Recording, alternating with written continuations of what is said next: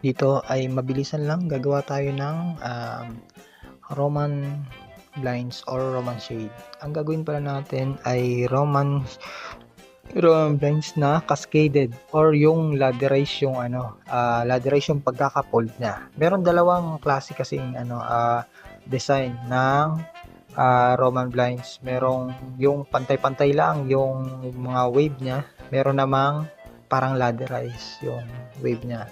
At yun ang gagawin natin ngayon. At ang gamit nga pala natin tela ay full blackout. At ang sukat naman ay 1 meter by 4 feet, which is the standard size ng Roman shade. At yan nga, ano nga pala to, borderized siya. Nilagyan ko siya ng design na board. Yung borderized na ibang kulay. Meron siyang mga sa gitna, design sa gitna. At ayan, sa tingin lang natin ay mabilis siyang gawin, pero sa totoo lang talagang matagal tong gawin, mahirap din tong gawin. Matagal, ang inabot ng halos 8 hours din kung gagawin ko talaga siya ay 8 hours. 8 hours talaga ang kinakain niya, kaya talagang medyo matagal talaga siya.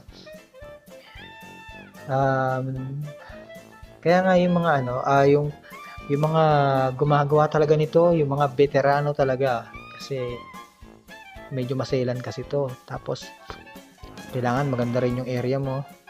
Pag merong ang talagang workplace mo, dapat meron ka nga dapat dito lamesa, kasi kung kagaya niyan sa ginagawa ko, sinusukat ko lang siya sa lapag, sa sahig. Medyo masakit siya sa likod talaga. Kaya yung mga gumagawa talaga nito, medyo umaayaw sila at madalang lang talaga yung gumagawa nito. Or yung mga nagpapagawa, minsan inaayawan talaga pagka sinabing Roman shade na ang gagawin.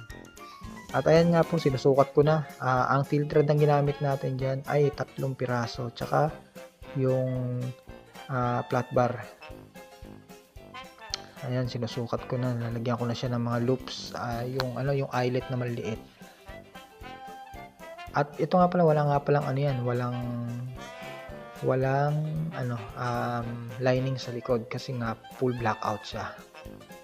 Yan naman ang kadalasang ginagamit sa Roman shade or Roman blinds, ay kadalasan soft blackout. At ayan, nakita nyo na, maganda, di ba? Pero matagal yang gawin.